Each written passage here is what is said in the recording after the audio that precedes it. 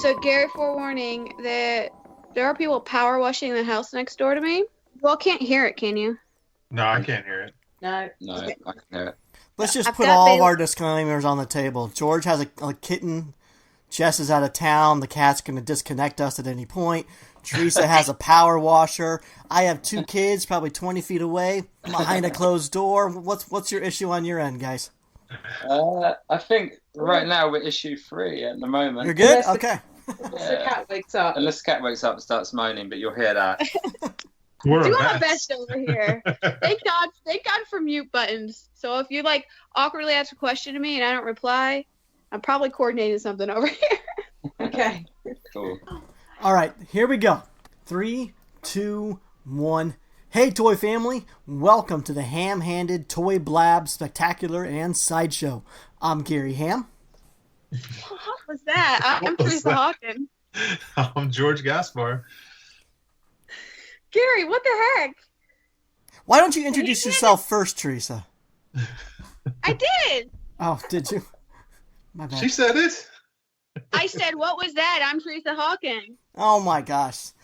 Off to a Oh. great start. Off to a great start. I'm Teresa Hawkins. There you go. On our Facebook group today, this morning actually, I proposed if we weren't called the Marsham Toy Hour, what would we call our podcast? And Andrew Bell threw out there we should be called the Ham-Handed Toy Blab Spectacular and Sideshow. That's absurd. Love it. It's a tongue twister. It is. Teresa, you showed up 1 minute late today. I'm proud of you. That's much better than your usual. That's good. Oh, shush. We're Oh, making well, progress. if we're going to do that, mister, we've been planning this one for over a month, and you text us yesterday and say, hey, the boys want me to do something tomorrow morning. When was our record? Oh, smack in the middle of the thing you wanted to go do. But I just Not did, just and me. here I am.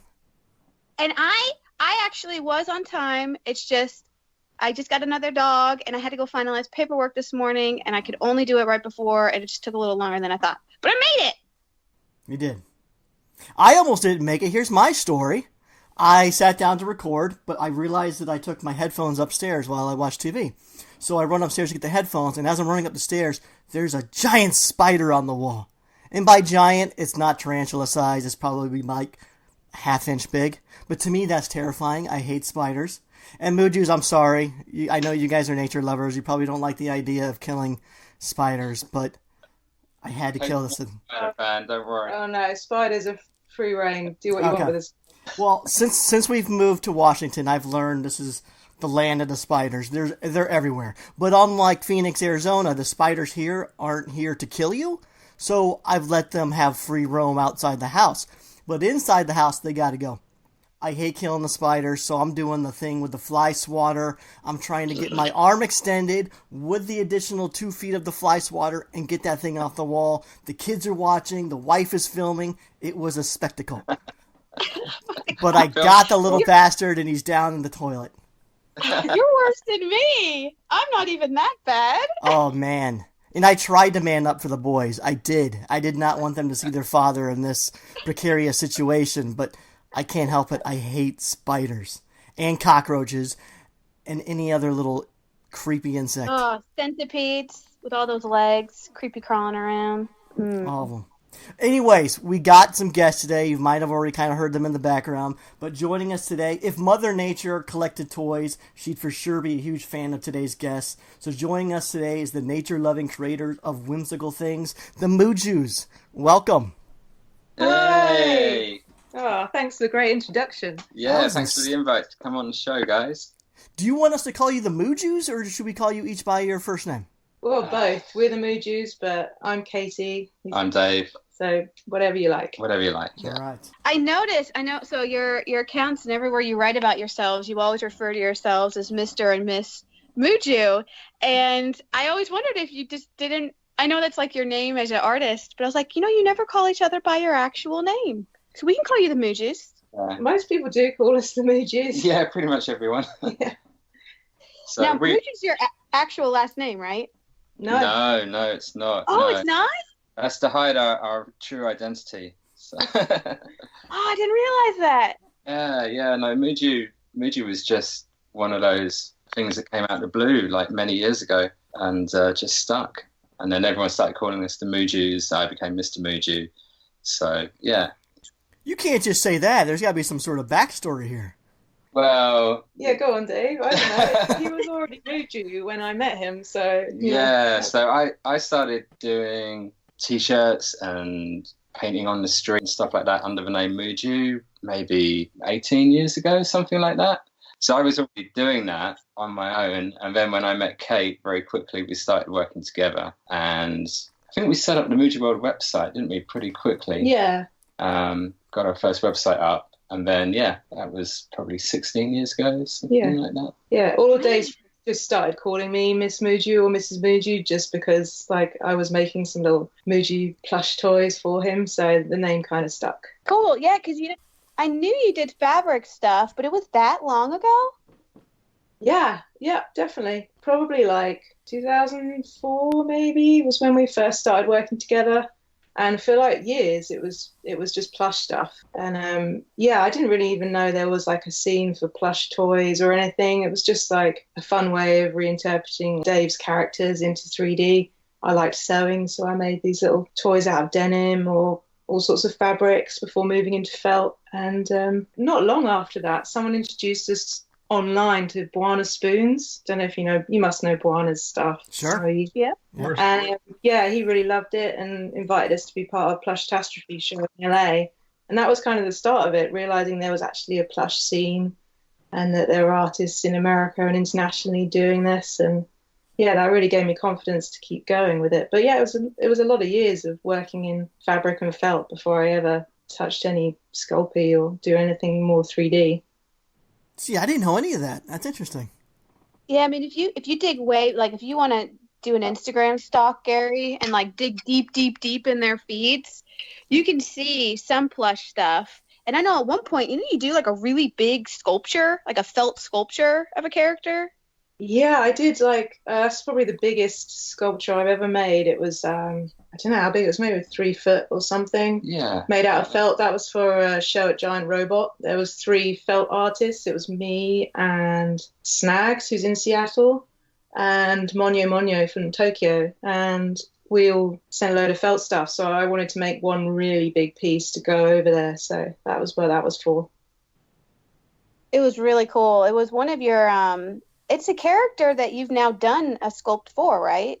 Yeah, definitely. So that was kind of on the cusp before I moved into doing sculpting and resin, was just before that. So it was kind of like 2009, 2010 time, I guess, when I did that big felt piece. So when I started sculpting in Sculpey, I kind of was inspired by the most recent felt stuff that I'd done, and I tried to recreate that. The sort of Mandala Spirit was one of my first resin pieces, and that was based off of that huge felt guy. Now, do you both do Muju full time? Yeah. Yeah. And you have a studio, right? Like a open studio space in, is it Cornwall? Yeah, that's right. We're in the very, very far southwest of the UK in Cornwall. And there's a town here called St Ives, which has quite a strong art heritage. It was quite a big scene in the 50s and 60s for artists. We've got an open studio in a little complex, like a little courtyard of other makers and creatives. Yeah, it's great. We've had it for 10 years and it's open to the public. So in the summer, we get a lot of walk-ins, random tourists coming asking us what the hell we're doing. And, but yeah, it's good. It's good. It means that we've been like chatting to the public and talking about our work and showing our work for a long time. So yeah, it's one of those things where I'm just like, man, there's just not a lot of that around shops really these days for anything in our scene. So it's cool that you've got something that people can pop into. Yeah, it's great. Have you all always been doing art? I know. So you said you used to do T-shirt and painting on the streets. Yeah, I had a lot of graffiti buddies, and I enjoyed painting big walls and stuff like that in the distant past. I was always into photography as well. So yeah, photography has always been like a passion and a sort of something that I do in the background a bit as well. But for the last 10 years straight, it's been pretty much full-time Mujuworld, hasn't it? Yeah.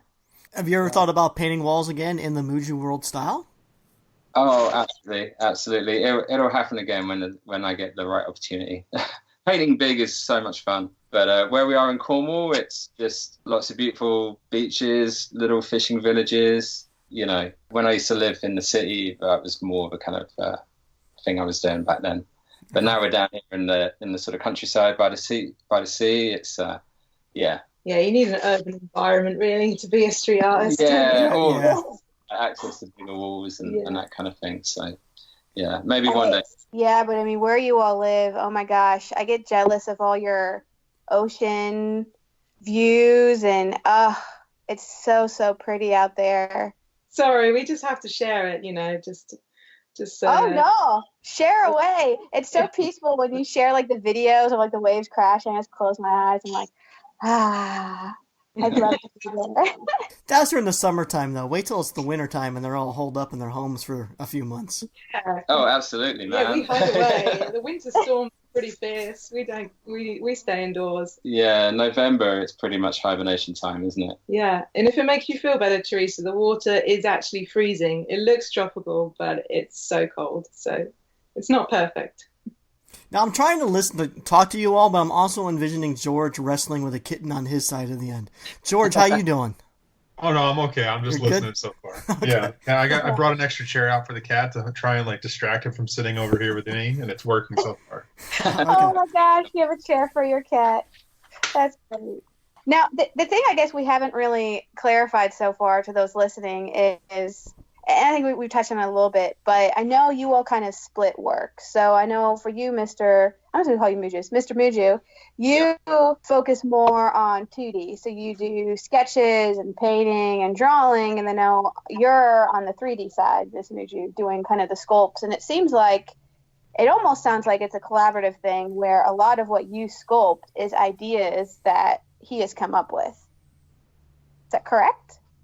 Yes and no, I'd say. You got it right. Like Mr. Muju draws the whole world, and it is a collaboration. But there's never I never take a specific character that he's drawn and try and like realize that exactly in sculpture. I guess I'll just get inspiration from loads of different elements of the characters that he's drawing. That he never sort of says to me, "Oh, could you make this one next?" Or I think we work really well together because neither of us tell the other one what to do. And we're both like really stoked on what the other one makes, so we really encourage each other. But he never sketches out a character for me as a plan to follow. I just sort of do my own thing, using inspiration from loads of his drawings, I guess. Oh, that must be nice not to have to like go through revisions. Like, no, you got to do the arm a little more like this. Like, oh, that would never work. It sounds way too blissful, though, George. It can't be all rainbows here, right? No, it is. It is. Well, I mean, we definitely rely on feedback from each other, but I think, I don't sculpt at all, but I do get involved in all the production side of stuff. So resin casting, sanding, priming, painting, all that kind of side of stuff I'll do as well. Yeah, we both do that. But yeah, Kate's like eye for detail with sculpting is well, I've got a lot of respect for it, and I love detail in my drawings and paintings. So I think we kind of trust each other to follow the right Muju vibe. Like there's never any arguments about, oh, you can't do that or you can't do this. It's always. I think Dave quite often does say, try and do something like a little bit simpler next time. Like, don't make it quite so hard on yourself. That's or on us. Or on us. Yeah, that's his advice. And then I go, yeah, okay, I'll do it simpler. And then I make something, and he's like, how is that going to work? And I'm like, I don't know, I'll work it out. So he never stops me, but he's always a bit more cautious. Like, does it really need to be that intricate and difficult to mold? And I'm always like, yeah, it does. I mean, that's something we've talked about. I think we've even talked about it on this show or on previous shows I've been on, is when I get the stuff you guys have made and I look at that, I don't even understand how some of it's molded, let alone cast again. You guys have spirals and shapes that are just, I don't even understand what you're doing. Like some of this stuff is like, okay, that's great to sculpt that once. Now to give it to someone to mold and ask them to repeat it, it's crazy. So I can see where he's coming from. Yeah. I part of that is I don't have any sculpting mold making training at all. So I don't really know what I'm doing, but then I don't know what I can't do. Do you know what I mean? Like, yeah, well, the stuff you're doing shouldn't be done. yeah, I don't know that, so I just kind of think, oh, I'm sure that people can do this, and then I just kind of work out how to do it, and then give it a go. And because I don't realize that it shouldn't be possible, I guess that makes it easier to work around it. But it is nerve-wracking though when we try to first mold, because Kate sculpts in Sculpey, and obviously you've seen a lot of the pieces, you know, they're pretty fragile, so they rarely survive the mold process. So it is a all or nothing gamble a lot of the time. Like the Forest Temple sculpture that Kate did a couple of years back, was it? Yeah. I mean, that was an incredible piece. I kept going into a studio watching her sculpt it, and I was just like, that is amazing, but how are we going to mold it? And I knew that we'd only have one shot at getting it right, so that was super nerve-wracking. But we got lucky, and it worked. So trial and error, you know, give it a go. Yeah. George, would you be up for that kind of pressure in a relationship? I mean, I'll tell you, the things that she's sculpting, like the one I'm referencing is that little owl with the tea light inside, and he's got literal spirals that come up the top of his head, and I still don't understand how you molded it. I can't mold that. I don't know how you molded that. It's crazy. It's like how do you mold it? Made some. I think it's called a skin mold, but I didn't know they existed at the time. And I just sort of had the original and then made a clay surround, poured a load of silicone on top that's set, and then kind of cut away the silicone to get it as thin as possible next to the owl. So I've kind of got a skin layer completely covering it, and then made an outer mold to hold that rigid when the resin's setting. So you just take the outer mold off and then peel back the skin layer. So that's pretty much it. But it is tricky getting those spiral bits out. And I think partly it's a bit easier because I work in bio-resin, which has a really long cure time. So I have to get the owl out the mold when it's not quite set, but it's nearly set. So it's just got a little bit of give in it so they can stretch out a little bit and then bounce back into shape when I get it out the mold. So, that's the secret, but they don't all survive. They don't all make it. Newbie question: what's bio-resin? Bio-resin. It's just like resin, but it's so it's still a 2-part resin mix. But the base of the resin is sunflower seed oil based rather than being petroleum, so it's eco-friendly. It's a lot less toxic to use, and and I get it in clear. Source it from like the manufacturers in Switzerland is the only place in Europe you can get it at the moment, and it's just same kind of thing, but it has just like a really long set time. Like in the temperature that we're at, because it's very temperature sensitive, it takes about 12 hours to set. So I do like overnight casts. Wow. Yeah. So, but that means you can only do one casting a day.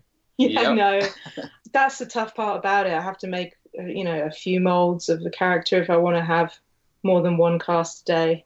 So I can't ever do major production line at home because I really want to keep working with bio-resin because it's more eco-friendly. It's not toxic for me to use. It sits well with us because being nature lovers, try and use as nice a materials as possible with our artwork. You said it's clear? So all your pieces are clear when they come out of the mold? Yeah, well, I mix in a dye for the ones that I know I'm going to paint. So I mix in like quite a thick black dye into the clear resin so that when it comes out of the mold, it's dark. Yeah, it's opaque, dark. And I start from that point. Oh, okay. So so all the like glitter ones you've done, because I know you've done some clear ones, that's the straight up bio-resin with just stuff mixed in.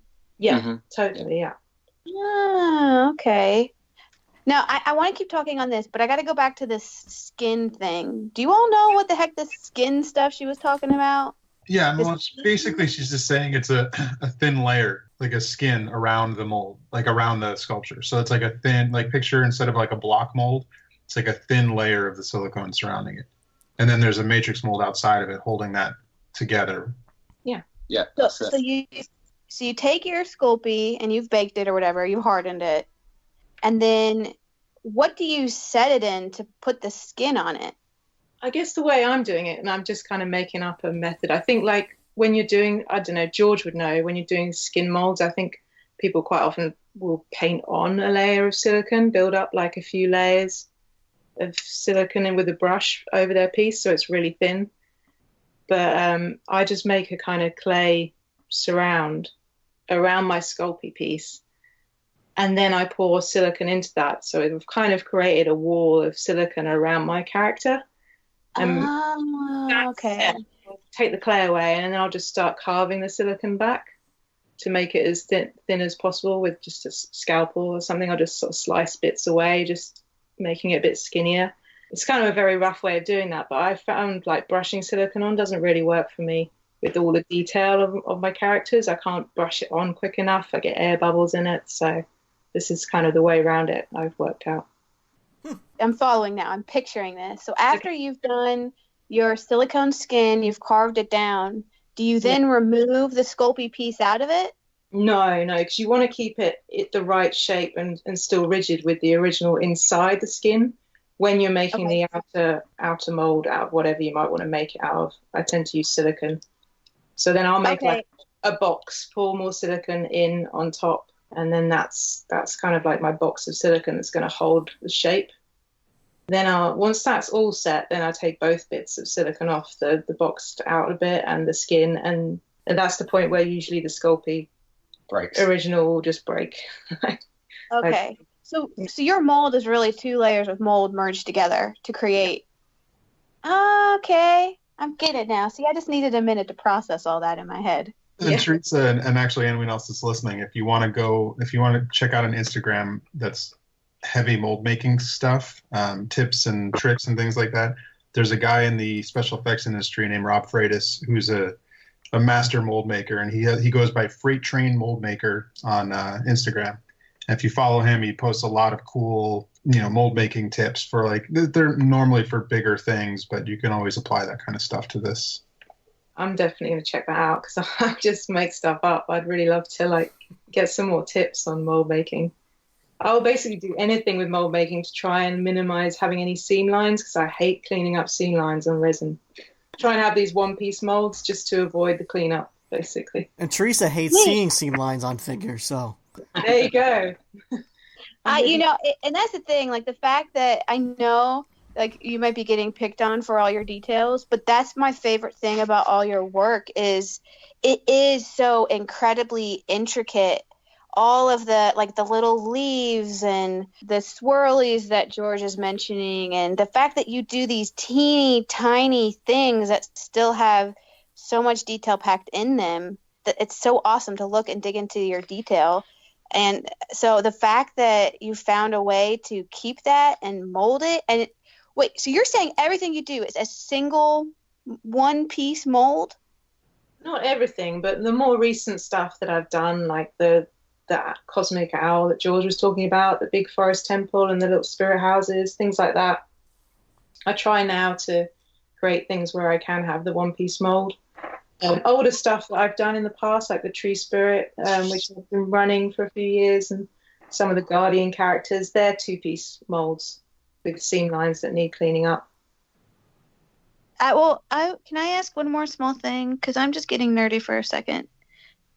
The forest temples you did, the tall ones, with the like detail at the top where you've got like the little owl and like the cat on the perch. Yeah. You molded those, right? Yeah. Is that all built into that mold, or did you have to like mold the cat on its own and then add it on? No, it's all a one-piece mold. That is a tricky one to get out. I don't know how you do it. Okay, cool. Yeah. Now, being nature lovers yourselves, do you ever see yourselves going outside of bio-resin, and maybe if someone was interested in mass producing and say a petroleum-based vinyl product, would you be interested in that, or would you find another way around it to be more environmental aware? Well, yeah, I mean that's been our concern for years, to try and make our product as eco-friendly and as sustainable and non-toxic for ourselves as possible. But definitely in recent years we've come up against a kind of limit to how much we can produce. ourselves. Yep. And after doing like Decon for the first time a couple of years ago, having a great time meeting people and getting a great response, we started to think like, oh, you know, it would be nice if we could maybe work with somebody in the future to scale up what we can offer people, because we end up working like most artists who are independent and full-time. You end up working crazy hours, so we were a bit like maxed out in the amount of hours that we can actually do and how much we can produce. So yeah, we can't really go into details, but we are in talks with a company at the moment, so hopefully next year there might be some news on that. Okay. Woo! I'm excited. That is exciting. So yeah, can't go into details, but we're super excited, and we've spent a lot of years waiting to work with what we feel would be like the right people to do a really good quality job. So yeah, more details to come next year, hopefully. Well, congratulations with working with Unbox. We can't say anything. No, I know. But yeah, we'll be planting a lot of trees as well to try and balance out the nature vibe, because it's definitely something that we're concerned about. We do have to be aware of our carbon footprint. We do. Yeah. Absolutely. We should be better, because that's a scene we probably are. I look around my house at all the vinyl sitting here, and now I'm kind of judging myself. I think the thing is like most stuff is just limited and collected by artists or collected by fans and people who really value and treasure the things they collect. So, you know, I think when it's art pieces and things that people really love, I think that's kind of positive.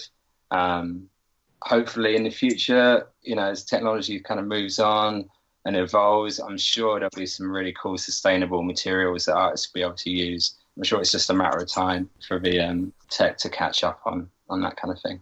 No, but it's great that you're aware and you're wanting to be proactive in this sort of area, because when I think about this entire scene, the two people that I think of that are environmentally aware are yourselves and then probably Nafrin. They always seem to be wanting to work in sustainable woods and that sort of stuff, rubber plant and all that sort of stuff. So that's awesome that you guys are, you know, trying to make the world a better place. Yeah, and to be fair, Gary, you do a lot of stuff in wood as well. I know you've got some production pieces, but you're primarily a wood guy, right? Primarily, but if someone wants to make stuff in vinyl, I'm not going to fight them on it. I'll be like, just go for it. Have at it. Gary hates the environment. He puts a straw in with every toy he sells. I try to burn that. I burned 3 trees before I actually worked with the wood. Oh man. Yeah, well we love vinyl toys. I mean, I'm looking around our house at the moment. We have got a lot. We did run a shop for 2 years selling vinyl toys, so we are fans of we're super the production fans. Toy as well. Yeah. George, is there an option for vinyl in regards to this area? No. Nothing that I know about that could really do anything. I mean, your biggest like environmental savings would all be like around the packaging you choose. Yeah, sure. Is bio-resin an option for 3D printing as well? I think you can get some bioplastics now, can you? I know that you can. There are some really cool 3D printing materials out there which are super sustainable, but I don't know enough about what kind of quality of product that they produce. You know, I don't know enough about it in detail, the whole 3D printing world, but I do know that there are some cool materials out there. And wait, you mentioned you had a store for 2 years? Yeah, we had a store when we lived in Brighton. We had a store called Toy Life, and it was totally like all designer vinyl toys. Well, this was back 2007 to 2009. It was quite an exciting time to be into stuff. We basically set up the store, and we ordered mostly direct from artists for the first year or so, wasn't it? Yeah. We stocked people like, we had Mars One's first run of minifigures. I'm a big Mars One fan. We had a lot of Pete Fowler stuff, James Jarvis. It was like the vinyl heyday of Strange Co. and Toy to R and Kid Robot and all that back in the day, Gary. There you go. That was back in the day. That was what we were doing for a few years. Yeah. And that definitely I was still making Mujus in felt at that time, but we did sell our stuff in the store as well. Mm-hmm. And we were kind of concentrating on getting toys in that were designed by artists, and we'd also get prints from the artists that had designed the toy and try and trying to show like both art and toy together was kind of our vibe back then. But yeah, we had a lot of fun and ended up with a lot of toys. Well, but you have brought some of the fabric aspects back into the toy thing, because I know you've been making little bags and accessories. Yeah, I've been really enjoying that. I just started doing that, I guess, in the last year. I still love sewing and I still love working with felt, but actually making individual one-off felt pieces like I used to is just too time consuming. So making like little accessories and stuff, really, I just do it for me. I just enjoy it. I love it. I think it brings them characters to life a bit more if you've got some different textures in there. So yeah, I'm going to keep doing that. Good, because I was going to say, I really like it. I know you've done little kind of like crossbody satchels, you've done capes, and I think it's a fun little addition. I'm always a fan of accessories. Me too. Yeah, and they're so well done, and yeah, so please keep doing it. They're awesome. I will, don't worry. I think that's like when I was a kid and you got toys, like I kind of always loved the tiny accessories more than the toy. So I'm just trying to bring that into what we do, really, just because I like it. And when you guys talk about your store toy life that you had and going to conventions, you're also doing Kickstarter. And you've done several Kickstarters already now, right? 3 or 4 or more? Yeah, I think like 5 or 6 now over the years. Yeah. And I forgot to say thanks, Teresa and George, for backing the one that's running currently. That's super awesome. We super appreciate it. But yeah, Kickstarter's been a really good platform for us, hasn't it? Definitely. Kickstarter really helps you to be an independent full-time artist, because I think that's just a great way for us to be able to like launch a new sculpture or a new project and get people behind helping us to make it happen. I think that's actually how I first found out about you, I know it's how I got my first Muju piece, because your very first Kickstarter was the tree spirit one, right? Yeah. And so that's the character that's like it's a tree spirit, but he's got his hand out and holds like acorns or mushrooms or whatever. But you did that very first one, and that was my very first tree spirit. I think that's how I started following you all and getting into all your stuff. So it definitely works as far as pulling people in and letting people know about your stuff if they're not familiar yet.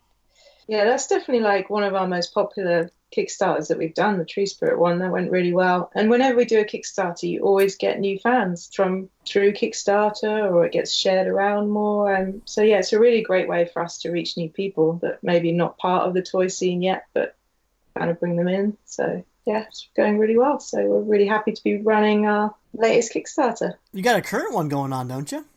Yeah, that's right. It's the Magic Seeds comic book Kickstarter. So it's I've been working on an idea for a Mujuworld comic book for a couple of years. Nice. It's sort of in my sort of downtime from all the Mujuworld stuff we've been doing. I've just been slowly chipping away at the story and storyboarding everything out, working on the artwork, and we're finally launched about a week ago, and we've already made our funding goal. In fact, we've gone quite a way past it now. So yes. Congrats. Yeah, thanks, man. Yeah, and so there were also some really cool sculpture tie-in rewards as well. So we had our little Daydreamer character available if you ordered the book, and also we had an edition of free Muju Seed Collector sculptures, which is like one of the biggest resin figures that Kate's done so far, which is pretty complex. So yeah, we kind of had, where it was a fundraiser for the book, we had a few limited sculpture rewards available. Still have a few left, yeah. So yeah, there's still some rewards available if anyone's interested in checking it out. Gary, you remember when we talked about there was a prototype of the Daydreamer at Decon last year? Yep. So they had done one release online that sold out, and I hadn't had a chance to get it yet. And the one they have with the Kickstarter is in the colorway of the one that's been their little travel buddy and that they had at Decon. So that's why I backed. I had to get it. It's so cute. It's the one sitting back on it, kind of like sitting down, hands behind, looking up the sky, smiling. It's a Daydreamer. Yeah, the one you've been waiting for about 2 years, it seems like. Right. Like a year or so, and I got to wait because I know they got to make them, but it'll be so worth it. And the seed collector is fantastic as well. I mean, all of the leaf detailing and the little bird perched on his head and the staff and the additional fabric accessories. It's it's such good stuff. You all better hurry up, because I don't know if you've been listening to the program, but Teresa's got 1 foot out the door already. Yeah, but she already pledged, so it's okay. She's already got her Daydreamer, so don't worry, it's fine. Yeah, it has been about a year. I've been holding the Daydreamer back because I wanted to bring it out sort of as a pre-order with the book Kickstarter, so it's just taken a little longer. But yeah, actually, I remember, Teresa, seeing the little Daydreamer on our booth at Decon, and I was saying, oh, we're going to have a Kickstarter edition. I remember you saying, oh, I hope it's in that color, because I really like it just like that. And that was sort of stayed with me. So when I was like, oh, maybe I should do a different color, and I was like, no, Teresa's happy with it like that. Just go with that colorway. And I like how you make Teresa sound like she was all calm talking. I've seen Teresa at these conventions, especially in your booth. She's a little more hyperactive. Her voice is a little more high-pitched. I know. I get excited. I go, oh my God, that's so cute. Please make that. Keep that the same. That stuck with you. You kept it because it really is. It's just, I love that colorway. It's so good. And Dave was like, you could do a simpler colorway because we are going to have to make a few. You don't have to do so many colors on one time. I always say that. Oh, yeah, but it looks good. It looks so good. Now, so that character has this staff to it. And on top of this staff is this like glass dome encasing like a little mushroom house on a hill. Now, so I assume the staff itself is molded and casted, but what about the little dome aspect? So how did you piece this together? Yeah, the only bit that we don't make is the glass dome, and that's just something that you can order online. It's part of like things people use with jewelry, I think. Just came across it one day and thought, that would be cool. That'd be a cool little globe to use on a staff. But yeah, other than that, the staff is cast on its own, and then the little sort of hill with the mushroom house on top is another separate mold. And then I put those pieces together and paint them, and then put the glass dome on top. So it comes like you found a piece that is a dome with an open spot at the bottom of it. Exactly that, yeah. Oh, cool. See, I need to get more creative and get up, because I know people find all sorts of different things that are not intended necessarily to be put on a sculpt or made. Like, I think when we talked to Silly, right, Gary, she found like these little metal balls so that she didn't have to sculpt all the little circles and just put those in. So it's always cool to hear about stuff people find out there that can be incorporated into a toy. Yeah, I'm trying to get better at that, just to, time saving and things like that. That's the first character where I've used something that I've been able to buy and use. And then also the staff that he holds is actually just, I got a stick from the gardener and I was going to try and sculpt something that looked like a wooden stick staff. And then I thought, hang on a minute. I seem to remember like George always saying like, you can take a shortcut. You can just get the real thing. So I just went hunting for the right stick in the garden and molded that. So that's cool. So it's a real stick. Good job, George. Stick. Thanks, George. Yeah, I wish I could take any credit for the amazingness that they are. I just remember George had done this little character, one of his little minifigures. I saw it at Decon, and I think it was made from one of those, like, is it Romanesque cauliflowers? It's like, fractal cauliflower. And I was just like, I don't know, how the hell did you sculpt that? That's so insanely detailed. And he was like, I didn't. I just took a mold from a cauliflower. And it was like a real moment of like, why didn't I ever think of doing that? It's brilliant. Well, and you got the little seed collector has a little jar too. Is that little jar you found? Yeah, I forgot about that. Yeah, the little jars you can get on eBay or anywhere. They're like little jewelry charm jars, I think. Put mini jars into eBay, I think, and you just get so many. Oh, so cool. Now we're not getting out of the Kickstarter talk that easily. George, you're a big... but real quick, while we're on seed collector, Gary, sorry. But you were talking about single molds for most of your stuff. You're telling me this seed collector with that little bird and all of that, minus the staff, that was one mold? No, not with that guy. Okay. I'd say the seed collector is probably like 6 molds. The body, I mean, I'm still using that technique of having like a skin mold on some of it. For the I'm body. trying to reduce the seam lines. The body is separate to the head. So that's 2 molds. And then the sticks that go in his head, that's another mold. And then the birds is another mold. But again, they're kind of all one-piece molds for those bits. And then I put it all together. Okay. See, I feel a little better. I was like, how the heck do you do that all as one piece? No, that wasn't. Even the bird, Teresa, look at the bird. He's got 3 little things coming off his tail, all going in different directions, all spiraling. Insane. That was just right? I just did that for Dave because I knew he'd love that. She knows me so well. You're right, George, because anytime I've ever heard about molding, and again, I've never done it, so, I just hear things, but I know there's always this conversation about, like, if you're going to do a one piece, you start with a thicker bottom and it kind of tapers up, right? So you want it to be easy to pull out. And if you have anything that hooks or whatever, it's going to get stuck or break off or not fill or get bubbles or whatever. So yeah, like even though you said you do this skin thing and whatever, so it's really just that the bio-resin is that flexible that you can kind of wiggle it out of there and not break it. Yeah, just before it sets, you've got kind of a good window where you can. And I've sort of like if I've let it set for too long, then I can take a hairdryer to the mold for like a couple of seconds of heat, and then because it's so thin, those pieces, they can just slightly soften because they haven't fully cured, and then you can get it out. It's not easy, but it's worth it. See, I almost wonder why more people don't switch to bio-resin for. I mean, there's the environmental piece, but that sounds like a really solid benefit. The fact that you all can add more intricate details and be able to pop it out of a mold. Yeah, I mean, there's quite a lot of negative sides to bio-resin. I get a lot of people asking me about it. I always give out all the tips I can think of for using it and where I get it from, but it's tricky because it takes so long to set, and it bubbles up a lot more than normal resin. It sort of heats up when it's setting more, and you get like tons of air bubbles, so you have to degas the resin and then pressure cast it.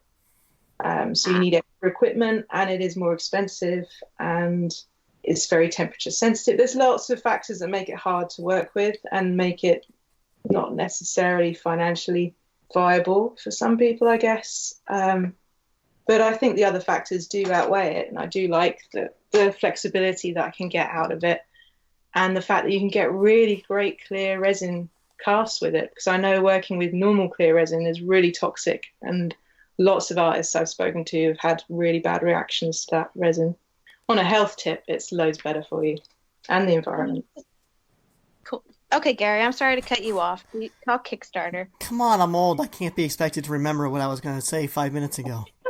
Oh my gosh, you were going to ask George something. You said, we can't let you drop Kickstarter stuff. That's there right. You go. George, you're a Kickstarter professional. If you had to give a Yelp review to the Mujus for their past 6 to 8 Kickstarters, how have they been performing? Everyone I've backed has always been delivered and delivered on time. It's been perfect. 5 stars. Thank you very much. Well, and I mean, what I like about your Kickstarters is they're focused. Like, you have the thing you're launching, you might have a few sculptures, but it's not like you have a million things. You just have the thing you're wanting to kickstart. Yeah, I think we've learned over the years not to overcomplicate a Kickstarter. Just try and keep it fairly minimal to the thing that we're trying to promote, and maybe a few other bits, like a print or sometimes a pin, but we keep it fairly simple because it's just easier for us as well. Yeah, and I think you've got to have a clear message for Kickstarter for people to get behind. So just having one clear goal and, like you say, being really focused on it, I think helps it, be more successful, because, yeah, it's just more obvious what we're doing and why we want support to do it. So. Well, and I think, we've talked before about some Kickstarters where there's the thing they're trying to kickstart, but then all the other rewards are like not related. And it seems like everyone's backing those. And you kind of wonder, like, are people here just for these like limited things and don't even care about the actual thing being kickstarted? So it's nice that it's just simple and there, and it's the thing you're kickstarting, it's your stuff, and it's been, well, I think every single one of your Kickstarters has launched, right? Has been backed. So yeah, they've all gone really well. It's definitely a great platform for independent artists to launch new figures. So I'd really recommend it to anyone who hasn't tried it. How important are the videos to Kickstarters? I don't know. I mean, for us, we think they're really important, but that's because we love photography and film, and we really enjoy kind of getting different shots. So it's something that we think is important to our page. But I've seen plenty of really popular Kickstarter campaigns that barely have a video, so probably doesn't matter too much.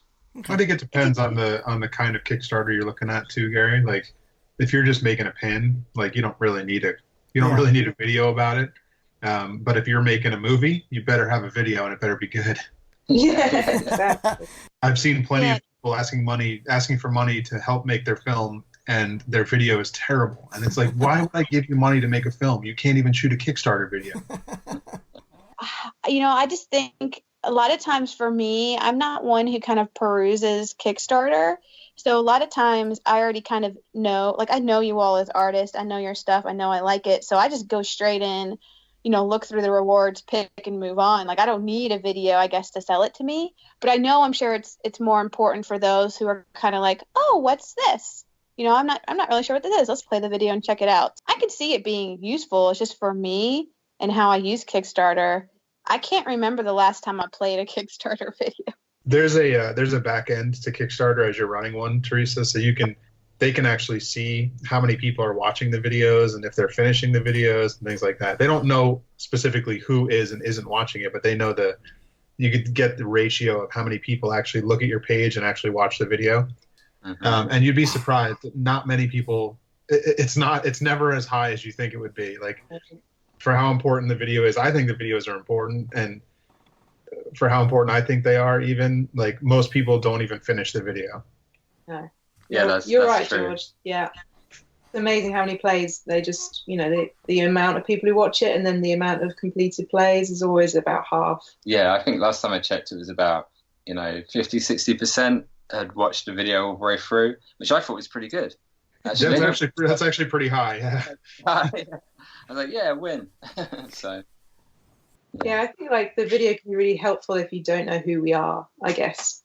So even though we know people are going to back our Kickstarter that are already following us on social media and they know our stuff, you always feel with the video you've got to sort of introduce yourselves again, give a little bit of background story, because it's most useful for the people that haven't got a clue who you are, right, and they've sort of come across your project through Kickstarter. So yeah, that's the thing. I think it's definitely useful for those that are like, oh, what? I don't know what this is. What is this? But for me, a lot of times when I'm going there, it's more like you all promote it on your Instagram. So I'm like, oh, okay, yeah, I'll go check it out, and I'll go in, I'll look through, and I'll pledge, and then I move on. So it's just different for me, I think, for how I use Kickstarter. I don't peruse. I feel like, George, you peruse Kickstarter.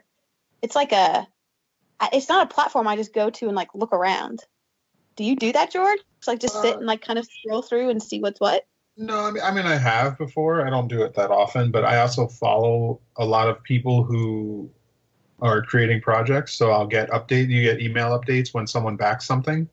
So I'll look at those, like, oh, somebody, like, so-and-so backed this thing, and I'll go look at it like, oh, is it cool or not? Like, that's how I find a lot of the things I back. I'll bet George knows Kickstarter way more than he does the Toy Sane. Oh, 100%.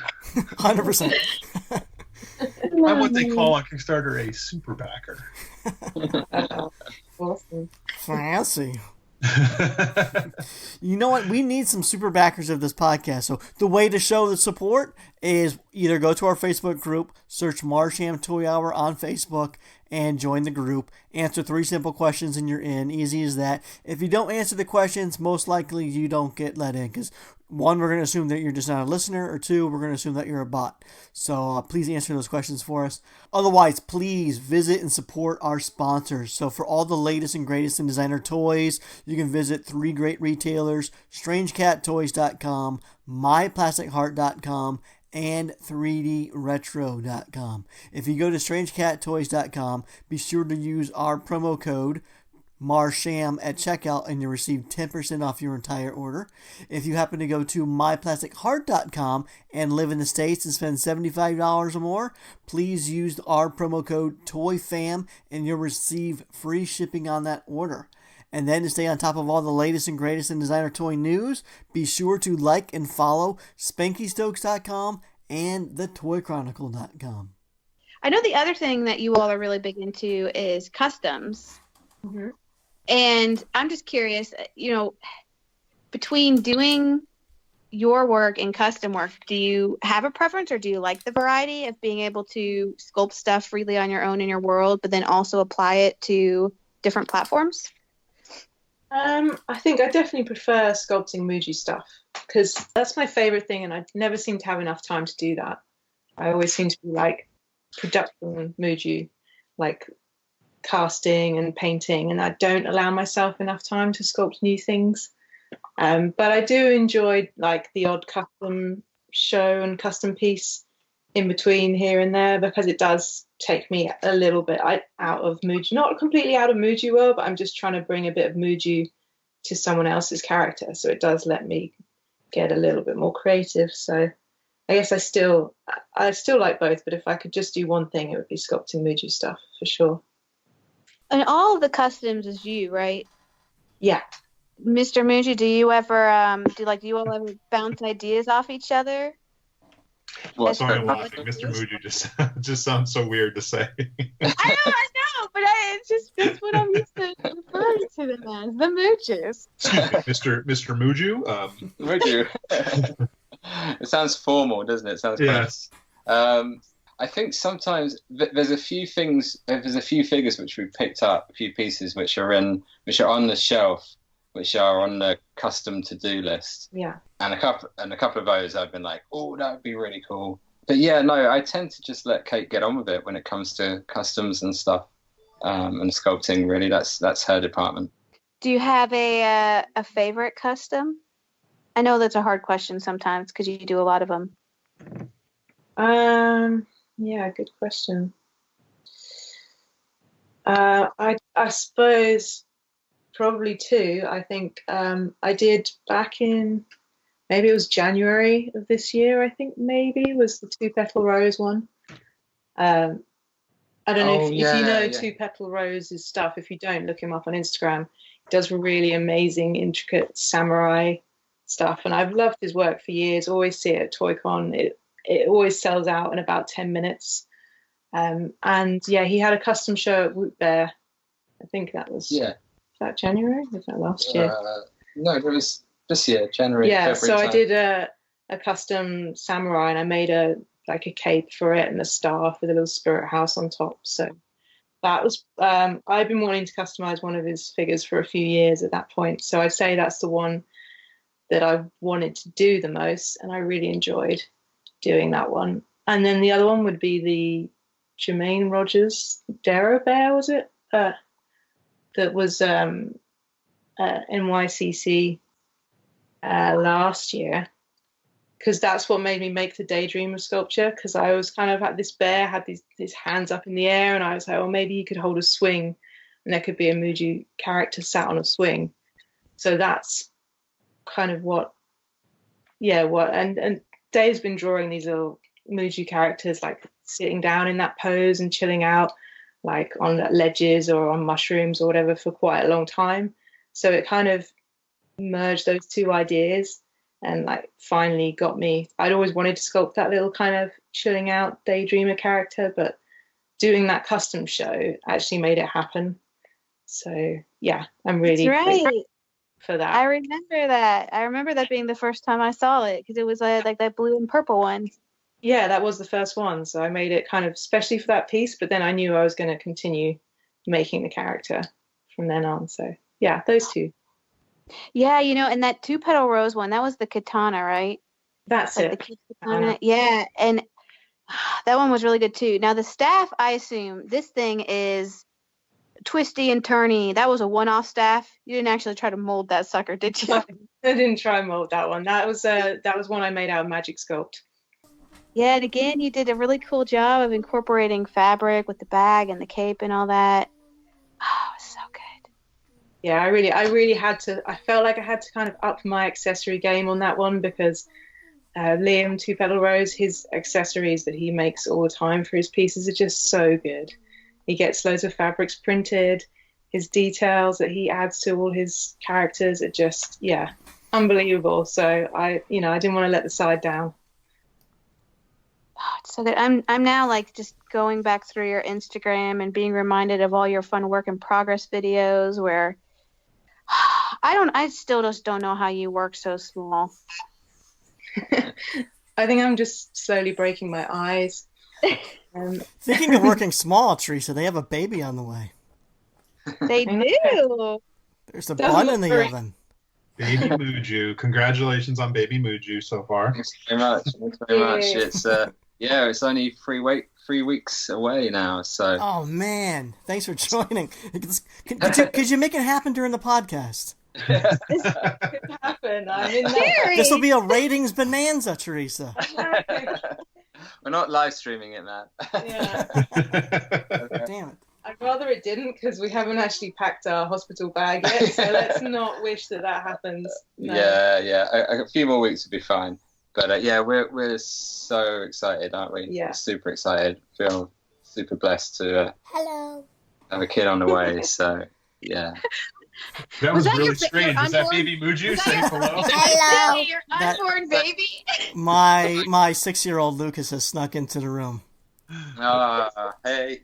He usually likes to jump in when Teresa's in here because then Teresa likes to play this game with him where she how does it work, Teresa? You describe No. Lucas likes to, he used to do it when you had toys up all over your whatever casita, but Lucas likes to look around the room and find a toy of Gary's and try to describe it to me, but when he describes it, it's very hard for me to guess what it is, but it's like a guessing game. So he'll describe it and I try to figure out what toy he's talking about. But he came in at the perfect time. I love how he said hello when we were talking baby talk. Now, I know because of Baby Muju, you're not coming to Decon this year, right? What? I know. Yeah, we'd love to, but I don't think like a 2-3 week old baby is going to have a lot of fun at Decon. Oh, it'll be fine. They sleep all day. Ben did it. Yeah. Well, that sounds great. If all it does is sleep, that sounds awesome. But I think maybe in a couple of years we'll have to have a little family Muju trip over to Decon, and you guys can babysit, and we'll run the booth. Yeah, I'll volunteer as tribute. Yeah, we need some booth buddies. We're coming back with Baby Muju for sure. Yeah. Man, I'm glad you all did make it out. At least for 2 shows. Yeah. Before you had to put on break. It bums me out a little bit because it was so cool to finally, being that you're in the UK, I know you do ToyCon UK and stuff like that, but shipping can get a bit pricey and it's hard to get your hands on stuff. So to be able to walk up to a booth of yours and just see all these different sculpts, but also all these kind of just different color palettes, because you almost do all, I would call it, I don't know, they're one-offs, but it's just, you'll take different sculpts and some will be in a rainbow or like a blue to purple or whatever. But you can just to be able to walk up and see them all and be like, oh, yes, that one, and just pick it up and buy it. So I do hope you come back either to a 5 Points or Decon eventually. Yeah, we will. We had actually booked it this year. We had to cancel once we knew there was a Baby Muju on the way. So we were planning on coming, but... Yeah. Oh, no, we really love DesignerCon. It's an awesome show. Definitely been a highlight the last couple of years. So yeah, we definitely want to come back, but could be a couple of years away. Yeah, but like you spotted, we do actually, when we're doing a convention, we just love to just bring loads of one-off colorways because it's more fun for us in the production, really. Yeah. Just try and freestyle it and come up with new versions, and so that when you come to the booth, there's just a lot of choice. And, yeah, and I love it. Well, and you also have some really cool displays. Like you have like these different wood tree stands and stuff that you've built to tower all your pieces on. Oh, that tree one's phenomenal. You did those all yourselves? Did that? Did I say that right? We get them. They're designs that we've made, but we get them laser cut in wood by someone else. I basically make them all out of cardboard first, is the way I work it out. It's the only way I can do it. I'm not very good at using Illustrator or 2D stuff. That's Dave's area, but I can build things. So I just kind of make it out of cardboard and then sort of design the bits in wood afterwards once I know how I want it to go. And then, we just get them laser cut. And it's great for us because we just need to have stuff we can flat pack and ship out. So that's it was just necessity that designed those, really. Why not do a Kickstarter for something like that? Yeah. A few people have asked us in the past, actually, can they buy them? So, we really should, I think about doing that. Solid suggestion, Gary. Yes, please. Yeah, I've already done all the work. Yeah, and they flat pack ship. It sounds ideal. I can see retailers picking up, boutiques and whatnot, as well as the collectors. You can have a level where if you already have your own laser cutter, you just sell the file. Oh, nice. Cut your own, Kickstarter. This is good. Yeah. Yeah, definitely. Yeah, the tree, and you could have like different size trees, like a small, medium, large. Yeah. Do it. I Okay. support this. Can you talk about how you guys came to Decon last time? I thought that was a cool, the funding we got. the whole funding thing. It might open up people's eyes to things that are available in where they are to do stuff like that. Well, yeah, I'd just say it's always worth kind of looking into if you've got any local arts council funding available in your area, because I honestly didn't think that we could ever get funded to do a trip like that. But we just found out about something because Cornwall, the county where we live, is a particularly kind of, I guess it's probably like the poorest county in England. There's not a lot of work here. It's really beautiful, but there's not many jobs. And so there was funding available for artists in Cornwall, basically to just promote your business internationally, funnily enough, which kind of fitted perfectly with the model of going on a trip to America to show our work to thousands of new fans. So we just found out about this funding, which was Cornwall Council, which was linked with EU funding as well. And we just applied and explained what we wanted to do, and they approved it. It's just... Well, that's a short story. We had to do a heck of a lot of writing proposals and submissions, and there's a lot of paperwork that's involved in getting any kind of grant funding. But it was really good. It was really helpful. Yeah, so we got most of our funding, or most of our costs covered to do Decon last year through this Arts Council funding. So it's always, and it's never something that I ever thought we'd ever get approved. So check out what's available in your area and see if there's any local arts funding for stuff like that, because it was brilliant. That's really cool. Ooh. Yeah, I didn't even know that was a thing. It's pretty sweet. You all have any plans to attend any of the Asia conventions? Oh yeah, we'd love to, but I think we thought about doing Thailand this year, but then found out I was pregnant and we stopped that idea pretty quick. If you go to a China convention, I have a suggestion for you. Okay. Have you heard the episode about the China conventions? And some of the establishments don't have toilet paper readily available for the attendees. Yeah. Yeah. So my suggestion is print out a really large version of your tree shelf and toss toilet paper all over it. In the States, that's called TPing. So then people can just swing by your booth and tear off a sheet. All the Westerners would love that. That'd be brilliant. I would love to do some more Asia conventions. It's just like the logistics of doing something like that. I think it helps if you do it with a company that's out there, maybe. I've listened to a few of the podcasts where, like, say, Andy Bolton's talking about even just payment can be an issue. Yeah. And they sound like more involved to organise. But it'd be a lot of fun, wouldn't it? We've travelled a lot in the past. We travelled to Thailand a few times, and Bali and other places in Asia. And I really love visiting Asia and the different cities and meeting the people there. I think those conventions could be a lot of fun to do, maybe in the future. Yeah. I'm enjoying looking through your feeds. I'm just having fun perusing. Well, like I was looking at, like I know when you will do like the paint applications, I think the majority of it's airbrushing, right? Yeah. Mhm. And is that all you, Katie? No, it's both of us, definitely. Okay, But- so you shared that task. Yeah. Now, I know you've done a bunch with like clears and glitters and glow in the dark, but have you ever tried expanding? Like I know we've seen stuff with UV reactive and some people will get into scented toys. Do you have any desire to explore other things? I don't know. We've done like done some glow in the dark stuff before. Actually, a piece I'm just sort of finishing at the moment's got some. I've used some sort of fluorescent paints just for tiny details. It's like really stand out under black light, just as a little extra fun addition to that. It's like a little sculpted scene I've done, which I'll hopefully get finished and start posting in the next few weeks. But yeah, so I'm always up for experimenting with new things. So yeah. Last week's episode, we had a brief little conversation talking about what's handmade, what qualifies as a handmade toy. George, you were sort of talking about this is a discussion you wanted to revisit. Do we want to do that with the Mujus?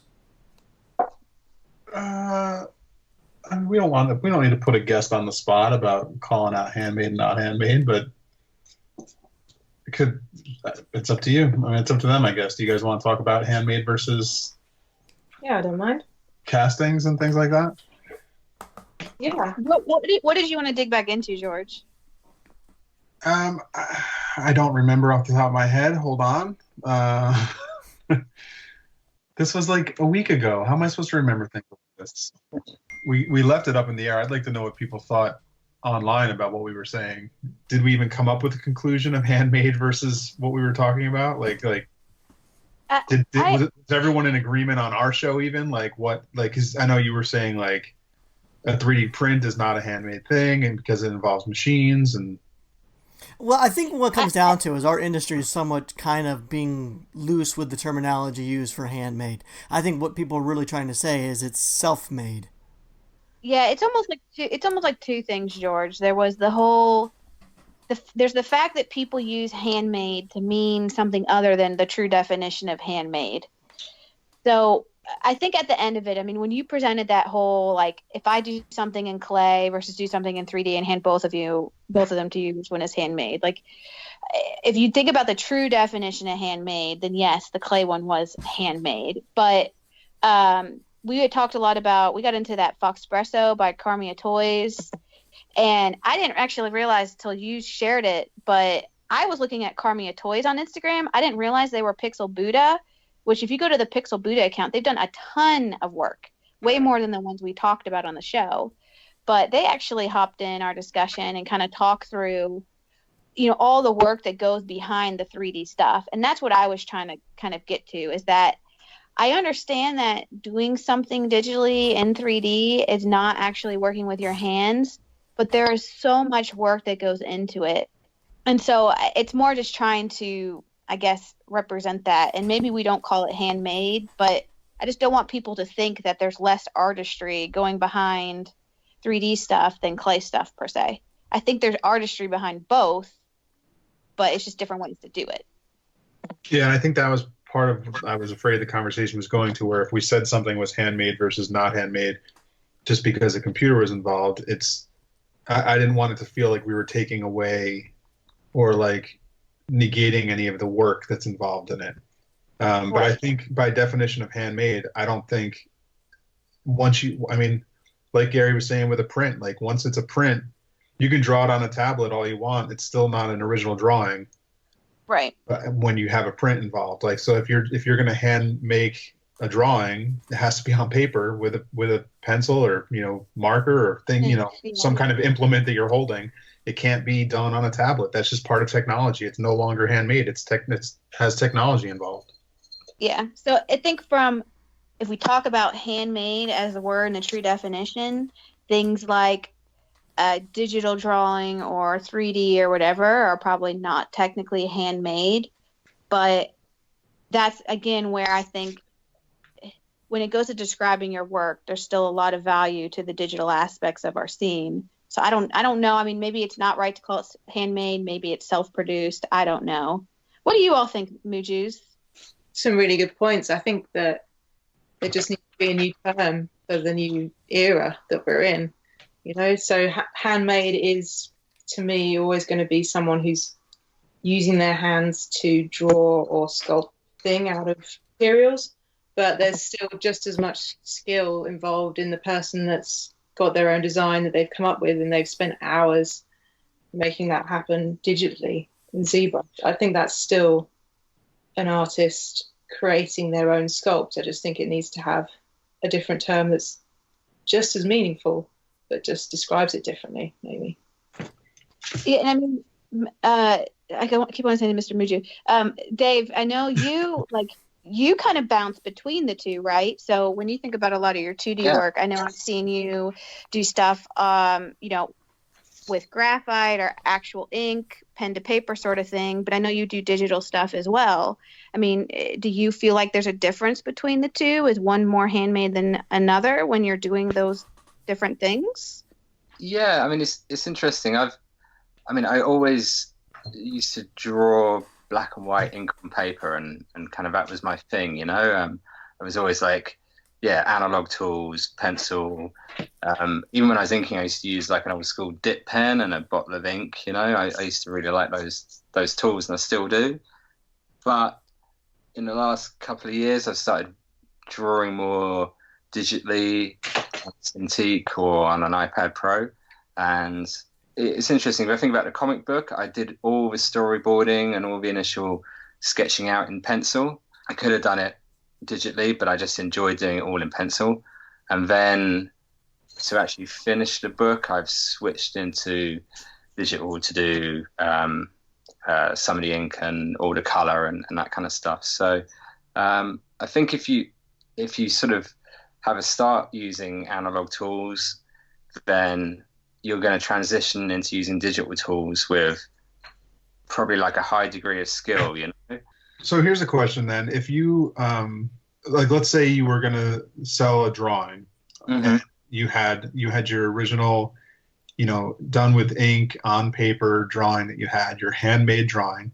Yeah. And then you had another drawing that you did. You spent the same amount of time, the same amount of work goes into it that you did on your Cintiq. And then you print it and, sign it. Can you say that both are hand drawn, or is the one is a print, right? Like it's still. Oh, yeah, I think, well, you're kind of getting into like the original drawing is an actual original object. So that would be, So in a sense, like my hand would be doing the same thing more or less, but with the actual pen and ink, what I'm making is an original drawing, and that's an original artwork of which there is no other copy. So that has a kind of a value that I would say is, for me personally at this moment, I'd say that original drawing on paper has more value than, to if I was going to put it for sale or something, I would have that at a higher price than I would a print. And that's kind of the same with 3D sculpting. So you have a ZBrush file that is like that Cintiq drawing, where it's the same technique that goes into it, the same amount of time and effort that goes into making this thing, but now you have a button that you can just press and print. So now you print. So a 3D print is basically just like a 2D print, and it's intrinsically less value to me than making something by hand, which is then cast and recreated that way. And it sucks because it shouldn't be, but it is. I mean, it's the computer, it's a machine recreating your original thing, which is the same as prints are. And that's the nice thing about a print is you can get, a cheaper version of someone's painting, or something like that. And that's kind of what the 3D printing is you can get you should be getting a cheaper version of someone's original work. Yeah, because there can be more copies of it. Yeah.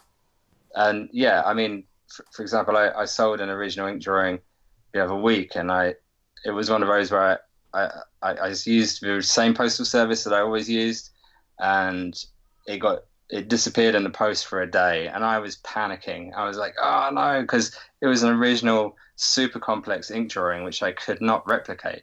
Yeah. You know, and I had an archive scan of it, but the print would, if I printed out, you know, a copy of it, that would not be the same as that original drawing. The drawing did end up getting delivered okay, so I didn't have a heart attack over it. But it just, that's an example of like, yeah, that was, you know, when it went missing, I was like, oh no, I cannot reproduce that. There was just, you know, I spent weeks on that piece of work. I'm not gonna redraw it. And yeah, so yeah, the original, if there's only one of it, then obviously I think to me that has a much higher value than a copy. But that's just my opinion. You know. It's hard because I just don't want people to devalue. Just because it is a print doesn't mean there was not work put into it. And I think that was the main point I was trying to make. But I think at the end of the day, everything you are saying is valid. And that while the ones that were done digitally were done by hand, but not technically handmade in the sense of the pen to paper ones. So it's just tricky. It's just especially tricky when you blend the worlds, because like you saying, you start on paper and, you know, sketch it by hand, and then you might scan it in and touch it up digitally to finalize. I mean, things just get so tricky with the way that whether it's 2D or 3D, I think people are really starting to blend the worlds between the physical pen to paper, clay, whatever, and then jumping into digital, and then they might jump back into non-digital, right? Mm-hmm. Where, you know, they might make clay and then they scan it in and then they get a print, but then they want to refine that print and then they mold it. It's just like we delve between the lines, I think, in our scene. And that's where things get muddy when people say, well, handmade, because they're like, I did this all on my own. But I think that's where the terminology we use probably needs to change, and we don't call it handmade per se anymore. It's either self-produced or something else to help explain that I, Teresa, or you know, George or whatever, you sat down and you did this thing all on your own, whether you used digital or not. You made it happen. Yeah. Well, seeing as this scene that we're in can't even decide on a name for itself that everyone's on, I don't think we're going to be solving this handmade dilemma anytime soon. What was there anything else from the from last week that you wanted to touch on that we needed to go back over or apologize for? I will say I know I said I tried to bring the spice, the hot sauce, but apparently based on feedback I failed. So I tried. In your defense, though, I did cut out several of your more spicier moments. Well, it wasn't very spicy anyway. I get guilt. I have I think my Catholic upbringing gives me Catholic guilt, even though I'm not really Catholic. I think I just feel bad. Like, it's like one of those times where you say something and then you instantly regret it, even though you all probably would hear it and think that really wasn't even that bad in the first place. But to me, it'd be me saying, like, being critical. Like, if I were to say, like, I don't really like that, I'm like, oh, I shouldn't have said that. It's okay. It's still good. Like, I like it in some ways. So it's very hard. Hey, you tried. You're not a hot sauce. It's not who you are. You're the condiment that's easier to swallow. You know, you don't want to leave that lingering burn and hurt someone, you know? Yeah. More like ketchup. Oh, that's freaking Nick calling me ketchup. I'm not even up into any kind of spice. I'm not even mild salsa. I tried. But yeah, I don't know if there was anything else. Well, I don't even know what this is, but I'm looking at your notes. Something about girls in bikinis doing toy reviews? What's this about? God. Oh, okay. Toy Chronicle actually shared it. Someone started a YouTube account where it's a girl in a bikini reviewing toys, and it's beyond absurd. Like, what does our scene come to? Why is this now a thing? Why, of all things, do you not include a link with this note? This is the one thing I actually want to see. That's the one that made me download the Toy Chronicle app this morning because I wanted to know what she was talking about. So it's funny. Somebody made just what she said. It's a girl opening a toy, basically. It's unwatchable. Like, it's the most boring girl in a bikini thing you've ever seen. I don't know why it exists. You're probably all, oh, it's gonna be sexy, meh, meh, meh. But obviously, as a girl, I'm like just rolling my eyes, like whatever. and of course you all are like, ooh. What about guys in boxers doing toy reviews? Would that not interest you? It's just the sound of it. They'd have to be attractive. How about firemen opening toys? There you go. Firemen unboxing. Why not? I mean, okay, sure. But seriously, okay. I'm obviously the target demo for that girls in bikinis opening toys, right? Like this, I'm supposed to be the one that wants to watch that. Yeah. It was the most boring thing I've ever seen. It was a terrible video. The girl's sitting on a couch covered in a pillow. She's obviously uncomfortable being there. It's awful. I don't get it.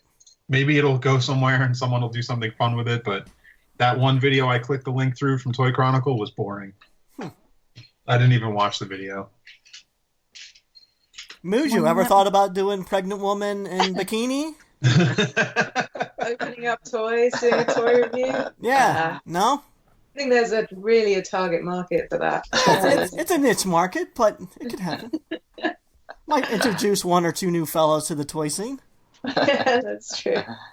Yeah, I'm not really looking my best at the moment. I can't really imagine sitting here in a bikini. No, hard pass. I'm the one who, when I do like random lives on Instagram, I like shadily prop up my phone on a thing of goldfish, and I'm sitting here in like PJs. It's just not not for me.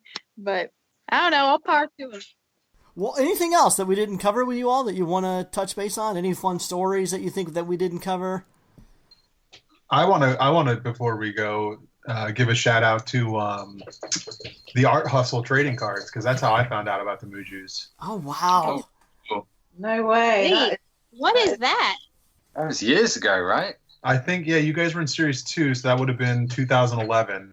Mm-hmm. Yeah. June 2011. That's how I first heard about the Mujus. Wow, that's so funny. That was such a kind of random thing to do, and I didn't really think it had any real impact. So to know that you found us through that is really cool. Were you in that series as well, George? Yeah, I was. Because Dove from DKE is the one. His friend is the one that was making the whole thing. So they put us in for Toy Break. Nice. I was in Series 2 as well. Oh, what? Yeah. Y'all, I feel like you were talking about some insider thing. What are we talking about? Like collector's cards for designer toy artists? Yeah, there was 3 series. It's called the Art Hustle. You can just go to thearthustle.com. They have like all the rosters up for each series, the checklists and all that. Yeah, it was an entire trading card series. There were art cards and there were artist cards. So like sometimes it was a picture of the artist, sometimes it was a picture of the artist's art. There were hand-drawn cards in packs, so like you had a chance to get hand-drawn cards, you had a chance to get autograph cards. Like it was really cool.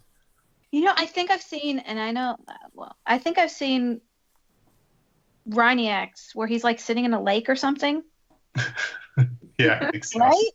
Isn't he like usually sitting in water, like peeking out? Yeah, like a boat in the water or something like that, or something. Yeah, there's something. Or, yeah, him in the water. Yeah, that was. I think that was his card, his artist card. Man, so who did this? It was a company called the Art Hustle. They started the whole thing. Huh. That's crazy that's how you found them. It was actually a good way to discover new artists because the rosters for these series, Teresa, they were probably about 100 artists deep. So on the back side of their main card was their bios and websites and some questions. And then they had other cards that George mentioned, showcase their artwork or toys they have done. So yeah, it was a really nice way to discover new artists. I think that was the best part of being in it, is you got to get a complete set of all of the artists that were in that series, didn't you? So you got a full set of trading cards. That was cool. I think we've still got our artist proof cards somewhere in the studio. I was just thinking, I'm sure I saw a box of those on the shelf the other day, and I was thinking, what are we going to do with those? Sell them. Kickstarter reward. Yeah. Actually, we should maybe they did say we should just take them to Decon and just like, do a giveaway or something. Give them away with like. Maybe we'll put them in some mystery orders or something. Yeah. Okay. Yeah. Yeah, those are cool because the artist proofs all had a gold foil stamp on them. Those were special. Right. They couldn't only get them from the artists. Yeah. And they're really nice quality. I remember the printing was really good. Nice fit cards and. Yeah, all made at the same guy that does all the like the Buff Monster cards, the Melty Misfit cards and all that. And he's been doing a lot of Kickstarter. Anybody that's doing trading cards on Kickstarter, a lot of people use this guy too. It's Tom in Vermont. Sidekick Labs. That was a good last minute bring up, George. Right? It was a nice little unexpected back in the day segment. I know. I like it. There's always something I'm talking about that Teresa has no idea what it is. Well, but I like that you all bring it up because how am I to know if I don't know? So I like it when you bring up things that like this. It's cool. I like it. Gary, I was going to bring up one more thing. I know we were talking a little bit about how you all, like I know you mentioned it when you're making your Kickstarter videos that you'll go out and try to shoot stuff, but and you mentioned that you're into photography, but I just have to say, I think one thing that you all are really good at is taking promotional photos of your pieces in all these like really pretty settings, whether it's in the woods or at the ocean or whatever. But we may have touched on it before in previous episodes, but to me, promotional photos can really play a strong role in helping sell your pieces. And I just think you all do a really, really good job of that. Oh, thank you. Yeah, we just really love taking photographs of anything, really, but the toys especially. I think we're always trying to create like a sense of a sort of like cinematic moment or something, you know, like you're trying to tell a story or find an environment which helps kind of tell the story of a character a bit. But yeah, it's super fun crawling around in the dirt, you know. It's one of our favourite bit. I don't know, when you've got the piece finished and you can just get out there and find the right little spot for it to bring it to life. Like, so we're both big camera geeks, aren't we? Have been for forever. We were both really into photography before we were even doing Muju stuff, so it's like our side passion. So, but it's really satisfying to get. It's almost like once you, like Kate said, you'll finish the sculpture or a new piece, but until you've got that really great photo, it doesn't really feel like you've fully finished. You know, that's like the last piece of the puzzle to share it with the world. And especially nowadays, you know, social media is so important to share your work. You know, the photograph is actually key part of the job, really. Yeah, we enjoy it, but sometimes it can really hold stuff up, because I've got a piece that I finished maybe about a month ago, but I'm not sharing it yet because we haven't managed to get the right photo of it. So I'm not going to put it out in the world or sell it till I manage to get that photo. Yeah, I was like, oh, I want it to be in water. How are we going to do that? So I don't know how long this is going to take, but it does quite often delay us like releasing things. And actually, maybe like one little sort of like sneak idea we could maybe share regarding the photographs. I don't actually know what he's going to say. Well, we're actually my brain's gone dead. because we've been doing this for so many years. We're actually like going through all the photographs back from when Kate did felt stuff. Oh right, yeah. To now, and we realise we've got so many photographs in our archive of Muju figures in, you know, felt and resin and whatever. But we thought maybe next year we might compile them together and do a little book which just shows, you know, all the work we've done to date and compiles all those photographs into one place. So, oh, that'd be really cool. That'd be a fun book. Thanks. Yeah. Make sure there's little like Al Jaffe like Mujuworld illustrations around the borders and stuff. Yeah. Oh yeah, that'd be nice. Yeah, definitely. That'd be good. Yeah. Okay. That's a full episode right there. I don't even know if that's all going to make it in. But... yeah, it's a lot. We didn't even get to do leaks and sneak peeks with Mujus. Like, Mujus, did you bring a leak and sneak peek? Maybe we all won't do ours, but do you want to do one for yourselves? Like the only leak that I had that I was going to mention, which is for New York Comic Con, so maybe that's relevant. Yeah. Is and also involves Marsham toys. Is that there's the Megatech custom show that Marsham Toys are going to be holding this year at their booth, and so loads of artists are just starting to leak their custom pieces of the Quix Megatech guy. Yeah. But one I saw this week that I really loved was Muffin Man's custom. Yes. So yeah, you got to check out Muffin Man Sculpt's Instagram to see his piece that he's done for this show. It's just, I think he's called the Fashion Night, but check it out. He's like taken the front piece of the kind of iconic Quix character and turned into a helmet that's pushed back. And there's a cat underneath, and the sculpting on it is just beautiful. It's really awesome. Who's this Muffin Man? I like this stuff. This is cool. His stuff's phenomenal. Wow, George. I'm trying to get him on. I wanted to try to get him on with Dolly Oblong because they collaborate on all the Dolly stuff, but Dolly is impossible to get. The Muffin Man does the sculpting and production on the Dolly Oblong pieces, and and he's always at ToyCon every year with some of his like handmade stuff. But he's an amazing sculptor, but he's also his production levels are just unbelievable. This stuff looks really nice. Yeah. All of his, because he does everything in resin, but it all looks production, like factory. George, you've got to check out. He does these little robins, and then if you look on his feed, you'll see some like clear versions of it. He calls them Sophobi because they're resin, but they're hollow resin clear. So it's like rotocast resin. So it's like fake Sophobi. Wow. We've got a couple of those, and they're just amazing. They just feel they're really light. They're really beautifully done, and it's like a real labor of love because I think he says that more than half of them don't work out because of air bubble and stuff. You know, they're always like little runs of 10 or something because 20 of them ended up in the bin. And he's a real master when it comes to resin casting. Really cool. I hate this, but we are almost at an hour and a half. Our time is up with you. So Mujus, thank you so much for joining us and taking the time out of your day to talk to us for an hour and a half. Thank you so much. You're welcome. We had a great time. We won't be seeing you at DCon, but best of luck with the birth of your new boy, girl. Do we know? We don't know. It's a blind box. Exciting. Best blind box ever. So I hope that goes well. Congratulations on that. But why don't each of you take a brief moment, let our listeners know where they can find you. Okay, you probably find me mostly on Instagram. I'm Miss Muju, spelled Miss_Muju on Instagram. And I'm Mr_Muju on Instagram, and you can find our online store and our whole website at mujuworld.com. Teresa. Yep, check me out on Instagram, TMHump24. George. I am at Double G Toys on Instagram, and don't forget the Kickstarter for the Mujus is up right now, and you can find it. Simply search Muju on Kickstarter, and it comes right up. Okay.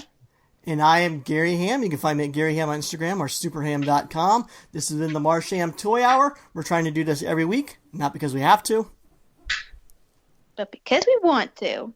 So until our next transmission, we're signing off. Bye. Bye. Bye. Now, Teresa sends me a DM that you don't know what I'm talking about. No, like, what are you talking about this mini? Why do we not keep the handmade stuff in that episode? Because we're in an hour and 55 minutes. I have 20 minutes to cut out. Yeah, cut out the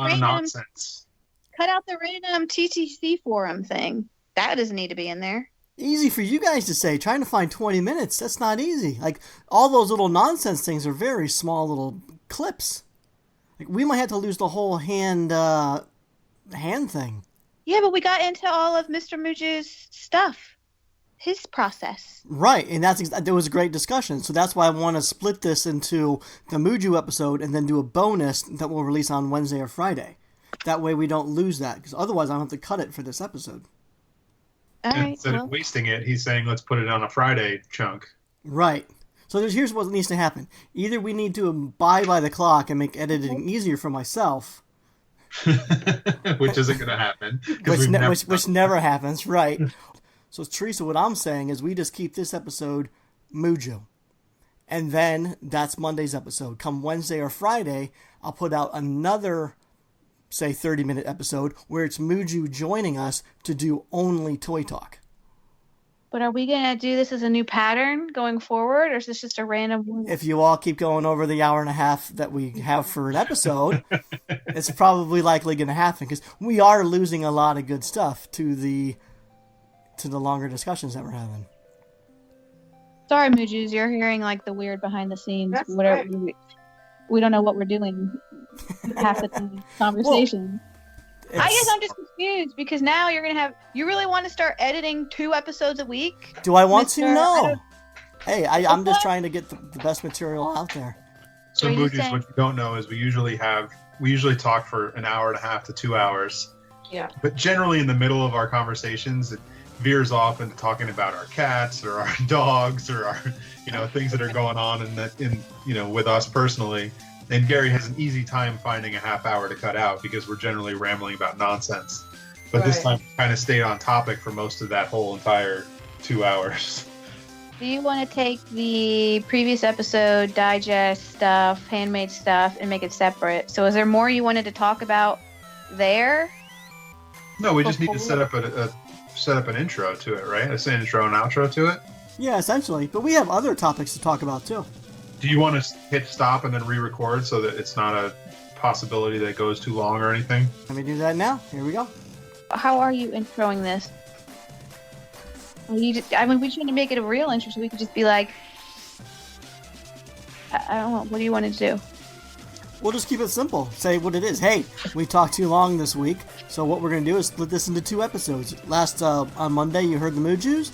Today, you're going to get a little bit of taste of toy talk with the Mujus. We'll talk about a couple things going around the scene. So joining us is myself, Teresa, George, and the Mujus. Let's get talking.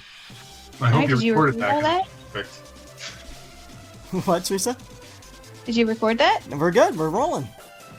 Oh, well then we're done. So peace. This was fun. Bye, guys. And there's the outro. There's your outro.